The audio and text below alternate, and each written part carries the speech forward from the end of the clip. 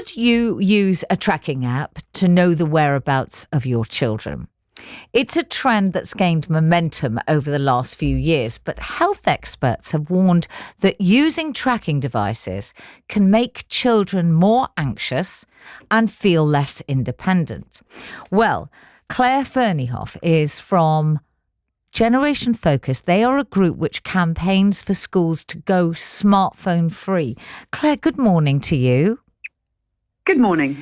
What are your personal views on tracking children via apps? And when I say children, I guess I'm meaning up to teens. And then I wonder if there's a different set of rules. So let's talk children first.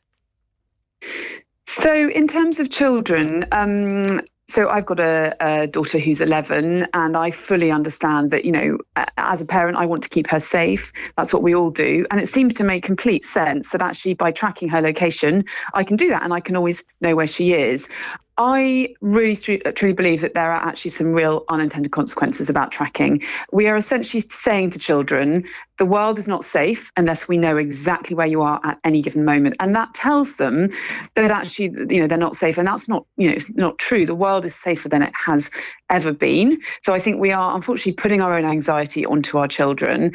Children growing up, it's a rite of passage that they get more independence and more autonomy. And of course, that feels really uncomfortable for a parent. It's kind of scary the first time they cross the road, go to a shop on their own. But it's something that it's just a natural part of growing up. Now, because of this growing norm, we are able to use technology to try and mitigate for that uncertainty. And what it's doing is creating anxiety and actually stopping them build resilience. They're now not, kind of less able to look for help on their own if they need it, ask an adult, solve a problem on their own without that umbilical cord right back to their parents. So I think whilst it makes sense, it can have loads of kind of negative consequences. What's the evidence of these negative consequences?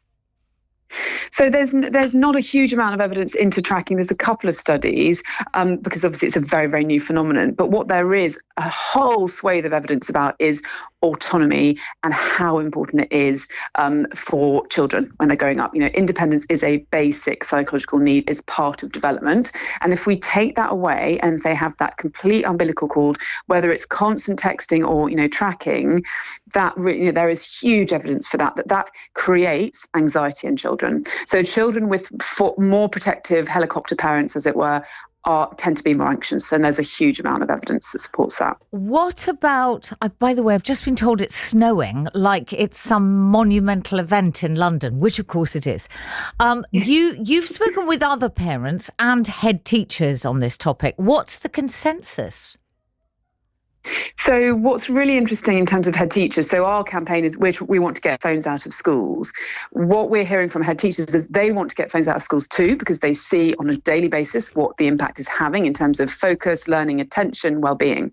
But they're facing more and more backlash from parents who are saying, well, we want to be able to track them. We want to be able to know where they are at any given point.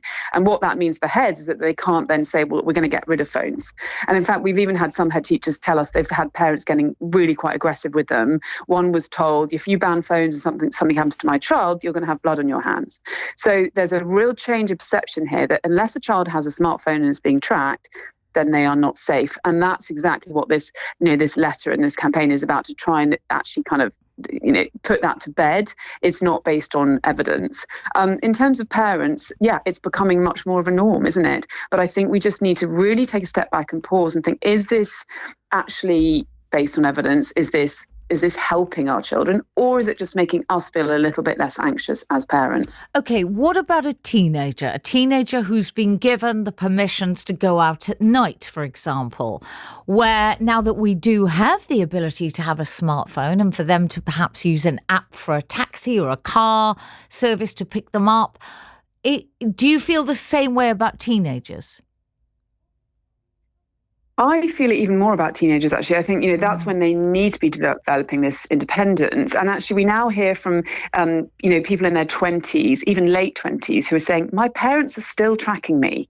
It feels really uncomfortable, but it's become this norm. And then when do you stop? Because if you've got used to that feeling of, I always know where my child is, even if they're 18, suddenly stopping, those parents haven't got used to that feeling of, I need to be able to let go. The other thing is, we've spoken to some police chiefs who've said that This is normalizing stalking behavior, because from a very early age, they think that it's normal that they track people and people track them. And then what's happening is they're less able to know when something is actually really unhealthy stalking behavior. I'm interested to know who these police chiefs are. Are they within cities? We have spoken to police chiefs off the record. Okay. And yes, a variety of places. Normalising stalking behaviour. It can normalise stalking behaviour because it seems normal that we should track each other everywhere. And again, it's like, we walk into these social norms. We did it with social media. We thought it was a good thing for kids to be on it all the time. And then we realised too late that actually perhaps it's not. And all we are saying is, let's pause and just reflect. There may be unintended consequences of this.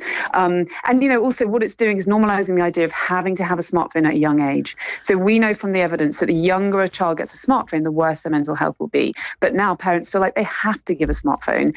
That opens up a very real gateway to lots of harms. But we do it in the guise of trying to keep our kids safe. In reality, we're actually putting them in harm's way digitally. But you can understand, Claire, why parents want to have peace of mind and that this gives them instant access. You get that, but you think there are other ways. Totally. Yeah. I fully get that. I think, as a parent, the first time my daughter went off into town on her own, it felt really, really worrying. It's such a normal thing. We want to keep our kids safe. That's what every parent wants to do. And we're wanting to do our best. I just would kind of urge people just to think about it. And the other thing is the rhetoric that comes from the tech companies that are making money out of these tracking devices, telling parents now, well, for peace of mind, so that your child is safe, you need to have a tracker. You need to have these trainers where you can track them. All these new those air things. tags. Quite manipulative, tapping into our deepest psychological fears as parents. I think we need to stand up to that sort of marketing as well. But I fully get it. I just think there's always going to be uncertainty. We're not actually making them safer anyway. The awful truth is, if something happens to them, us knowing where their location probably isn't going to change anything. I think we need to think about that as well.